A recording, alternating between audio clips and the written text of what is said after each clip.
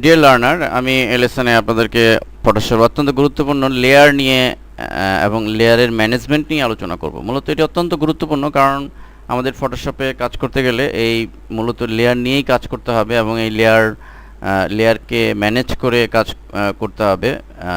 যদি আমি লেয়ার সম্পর্কে ধারণা না থেকে এবং লেয়ার কীভাবে মেনটেন করতে হয়, ম্যানেজ করতে হয়, সেটা যদি আমি না বুঝি তাহলে কিন্তু আমি কাজ করতে পারবো না ফটোশপে।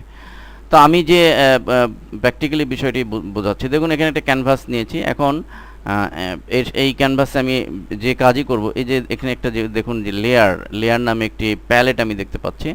এই লেয়ার প্যালেটের সাথেই মূলত আমার কাজ। তো এই লেয়ার প্যালেটটি কখনো যদি এখানে না থাকে, এখানে তাহলে আমাদের চলে যেতে উইন্ডো মেনুতে। এখানে লেয়ার্স দেখুন, এখন কিন্তু লেয়ার্সটি নাই। এখন আমি উইন্ডো মেনুতে গিয়ে যদি আমি লেয়ার্স ক্লিক করি, তাহলে লেয়ারটিও কিন্তু এখানে ইনক্লুডেড হলো এবং এই লেয়ারের সাথে কিছু সহায়ক বিষয়, চ্যানেলস, পাথ, এগুলো এর সাথে রিলেটেড কিছু বিষয়। যাই হোক, এই সমস্ত আমরা বিভিন্ন প্রজেক্টে এগুলো আলোচনা করেছি। তো লেয়ার নিয়ে আমি বেসিক্যালি এখন আলোচনা করব। তো লেয়ার যখন আমি কোনো ক্যানভাস নিব, তো বাই ডিফল্ট একটি ব্যাকগ্রাউন্ড চলে আসে এবং এখানে এটি লক থাকে। তো ধরুন আমি এখানে কিছু কাজ করব। ধরুন আমি 2-3টি ইমেজ নিয়ে আসি, তাহলে বুঝতে সুবিধা হবে। আমি ফাইল ওপেনে যাচ্ছি এবং আমি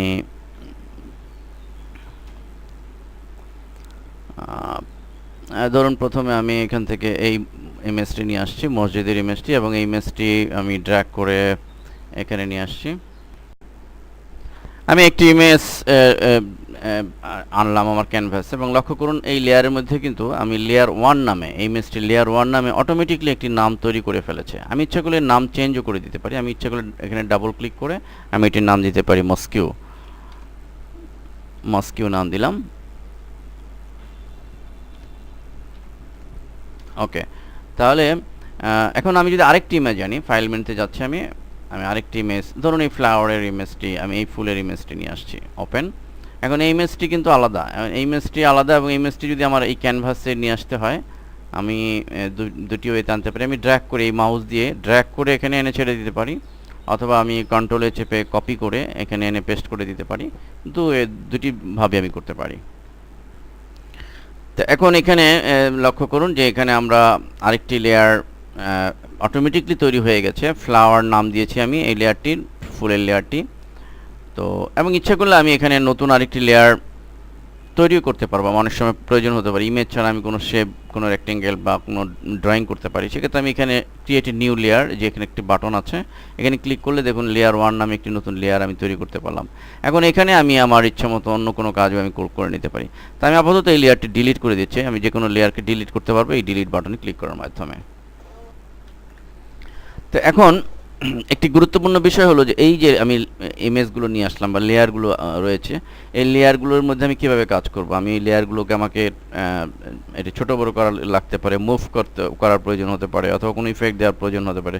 লাইক ধরুন আমি এই মসজিদের এই ছবিটি, মসজিদ ইমেজটিকে নিচের দিকে আমি নামাতে চাই। এখন আমি এটি মসজিদের ছবিটিকে যদি ড্র্যাগ করি, দেখুন এটি কিন্তু নিচের দিকে নামতেছে না। হ্যাঁ, এর কারণ কি? কারণ হচ্ছে এখানে দেখুন এই ফ্লাওয়ার লেয়ারটি সিলেক্ট রয়েছে, এই লেয়ারটিকে। এখন মসজিদের লেয়ারটি আমাকে সিলেক্ট করে নিতে হবে। আমি এখানে একটি ক্লিক করে নিব। এখানে ক্লিক করে এরপরে যদি আমি এটি ধরে ড্র্যাগ করি, তাহলে লক্ষ্য করুন এটি কিন্তু নিচের দিকে নামছে অটোমেটিকলি। কিন্তু এখন যদি আমি এটি ধরে এই লেয়ারটি উপরের দিকে নিতে চাই, তাহলে কিন্তু এটি হবে না। তাহলে আমাকে ফ্লাওয়ার লেয়ারটি সিলেক্ট করতে হবে। সিলেক্ট করলাম, দেন এখন আমি এটিকে ইচ্ছা মতো উপরের দিকে নিয়ে যেতে পারবো এবং এটিকে ছোট বড় করতে পারবো, বা আমি যে কোনো ইফেক্ট, মোট কথা আমি যে লেয়ারের উপর কাজ করব সেই লেয়ারটিকে আমাকে সিলেক্ট করতে। আমি যদি মসজিদের লেয়ারে কাজ করতে চাই, মসজিদের লেয়ারটি লেয়ারের প্যালেট থেকে আমাকে সিলেক্ট করতে হবে ক্লিক করে। এখন আমি এটাকে মুভ করতে পারবো, বা আমি অন্য যে কোনো ইফেক্ট দিতে পারবো, বা আমি এটার মধ্যে কোনো ডিজাইনের কোনো ইফেক্ট যদি প্রয়োগ করতে চাই সেটা দিতে পারবো, বড় ছোট করতে পারবো। মোট কথা আমি যে কোনো কাজ করার জন্য আমাকে নির্দিষ্ট লেয়ার সিলেক্ট করতে হবে। এটি একটি বিষয়। এবং আরেকটি ফ্যাক্ট হচ্ছে, আমরা অনেক লেয়ার নিয়ে যখন কাজ করব, বারবার বিভিন্ন লেয়ারে ক্লিক করে করে সিলেক্ট করা অনেক সময় বিরক্তির কারণ হতে পারে। এই জন্য আমাদের একটি চমৎকার ফিচার রয়েছে, সেটা হচ্ছে আমাদের এই অটো সিলেক্ট। এটি মুভ টুলটি সিলেক্ট থাকা অবস্থায় দেখুন অপশন বারে আমরা দেখতে পাচ্ছি অটো সিলেক্ট। এই অটো সিলেক্ট চেক বক্সটি যদি আমি টিক চিহ্ন দিয়ে রাখি, তাহলে আমাকে বারবার এখানে ক্লিক করতে হবে না। আমি জাস্ট যে লেয়ারে ক্লিক করব সেটি অটোমেটিকলি সেই লেয়ারে সিলেক্ট হয়ে গেল। ফ্লাওয়ার লেয়ারে ক্লিক করেছি, এটা সিলেক্ট হয়ে গেল। আমি যদি মসজিদের লেয়ারে এখানে জাস্ট পিকচারটিতে ক্লিক করি, অটোমেটিকলি এটি সিলেক্ট হয়ে যাবে। আবার ফ্লাওয়ারে ক্লিক করছি, ফ্লাওয়ার সিলেক্ট হলো।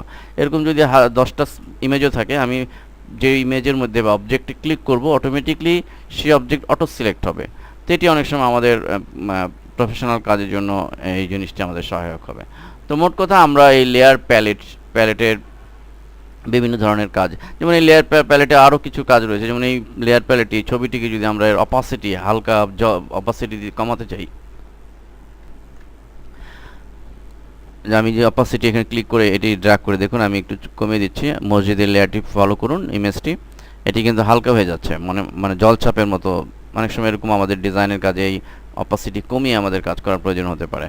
অর্থাৎ আমি যে লেয়ারটির মধ্যে করবো, আমি এটি করতে চাই, তাহলে এটি সিলেক্ট করে আমি অপাসিটি কমাই দিলে আমার দেখুন অপাসিটি কমে যাচ্ছে, হালকা হয়ে যাচ্ছে।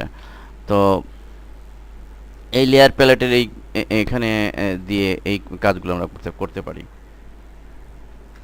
এছাড়া লেয়ার প্যালেটে আমরা আমাদের অনেক সময় বিভিন্ন ধরনের কাজের সুবিধার জন্য আমাদের দেখুন এই যে প্রত্যেকটা লেয়ারের লেফট সাইডে আই আছে, চোখ আছে। এই চোখগুলো যদি বন্ধ করে দেওয়ার প্রয়োজন হতে পারে কাজ করার জন্য, আমরা এটি চোখ বন্ধ করে দিলাম, আমাদের লেয়ার কিন্তু ঠিকই আছে, কিন্তু এটি ইনঅ্যাক্টিভ হয়ে আছে, মানে এটি দেখা যাচ্ছে না, কিন্তু ইনভিজিবল হয়ে আছে। কারণ ভিজিবল করতে গেলে আমরা এখানে ক্লিক করে আইটিকে যদি অ্যাক্টিভ করি, তাহলে আবার এখানে ভিজিবল হবে। লেয়ার কিন্তু ঠিকই আছে। আমি যদি লেয়ার ডিলিট করি না, ডিলিট করলে পুরো লেয়ার থেকে মুছে যাবে। কিন্তু আমি আইটাকে বন্ধ করে কাজের সুবিধার জন্য, অনেক সময় আমার কাজের অনেকগুলো লেয়ার নিয়ে কাজ করতে গেলে আমার এই জিনিসগুলো প্রয়োজন হবে। এখানে আমি একটু আই বন্ধ করে নিয়ে কাজ করতে পারবো। এবার আমি আরেকটি গুরুত্বপূর্ণ বিষয়, এর হিস্টোরি নিয়ে কাজ করব। হিস্টোরি কি সেটা বোঝার আছে। যেমন আমরা এমএস ওয়ার্ডে যারা কাজ করেছি বা এক্সেল কাজ করেছে, আমরা আন্ডো কমান্ড নিয়ে কাজ করেছি, যে কন্ট্রোল জেড দিয়ে কাজ করেছে। কিন্তু এখন ফটোশপে কিন্তু কন্ট্রোল জেড বা আন্ডো কমান্ডটি একবার কাজ করবে। লাইক আমি একটু উদাহরণ দিচ্ছি। মনে করেন আমি এখানে এটার একটি বর্ডার দিব, তাহলে আমি এখানে এফএক্স কমান্ড দিয়ে একটা স্ট্রোক দিয়ে দিলাম, এই স্ট্রোক দিয়ে ওকে দিলাম। এগুলো লেয়ার স্টাইলে কীভাবে বর্ডার দেওয়া বা অন্যান্য কালার, এই সব কিছু আমরা বিস্তারিত আলোচনা অন্যান্য পরবর্তী লেসন আলোচনা করেছি। আমি জাস্ট বেসিক জিনিসটি বোঝানোর জন্য ওকে দিলাম, একটি বর্ডার ক্রিয়েট করলাম। এখন আমি যদি কন্ট্রোল জেড এডিট মেনুতে গিয়ে আন্ডো স্ট্রোক ক্লিক করি, তাহলে চলে গেল একবার। কিন্তু এরকম যদি আমি 10টি কমান্ড অ্যাপ্লাই করি, তখন কিন্তু আন্ডো বা রেডো দিয়ে আমি কিন্তু দশম অবস্থায় ফিরে যেতে পারবো না। তখন আমারই প্রয়োজন হবে হিস্টোরির। তো এই জন্য আমি কয়েকটি কমান্ড অ্যাপ্লাই করি, এই বিষয়টি প্র্যাকটিক্যালি দেখাচ্ছি। ধরুন আমি এখান থেকে প্রথমে একটি স্ট্রোক দিলাম, দেন ধরুন একটি কমান্ড অ্যাপ্লাই করলাম। এরপরে এটার মধ্যে একটি ফিল্টার ইফেক্ট দিলাম। ফিল্টার ইফেক্ট বলতে কি বোঝায় সেই জিনিসগুলো আমরা পরে আলোচনা করব। আমি এখান ধরে আমি জাস্ট কয়েকটি কমান্ড দিয়ে বোঝাচ্ছি। ধরুন এই ইফেক্টটি দিলাম, টিপ বাজে লাগছে, ফিল্টার ব্লার, রেডিয়াল ব্লার,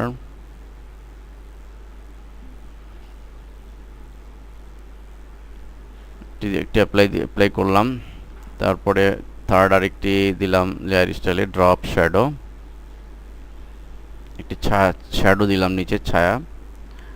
এসব ডিসকাশন পরবর্তী লেসনে অনেক আলোচনা করা হয়েছে। এখন এখানে ধরুন আমি 3টি লেসন দিয়েছি, 3টি কমান্ড অ্যাপ্লাই করেছি। এখন আমি কন্ট্রোল জেড যদি দেই, দেখুন আমি কন্ট্রোল আন্ডো ড্রপ শ্যাডো, তাহলে শুধু ড্রপ শ্যাডো এফেক্ট চলে গেল। এরপর আমি কিন্তু রেডো ড্রপ শ্যাডো দিলে শুধু ড্রপ শ্যাডো ফিরে আসবে। আমি কিন্তু কন্ট্রোল জেড দিয়ে বা আন্ডো কমান্ড দিয়ে বারবার কিন্তু এসে পূর্বের অবস্থায় ফিরিয়ে আনতে পারবো না। অর্থাৎ পূর্বে যদি শুধু স্ট্রোকটা দিয়ে দিই, সেই কমান্ডটি কিন্তু ফিরিয়ে আনতে পারবো না। তো এই জন্য এটির জন্য আমার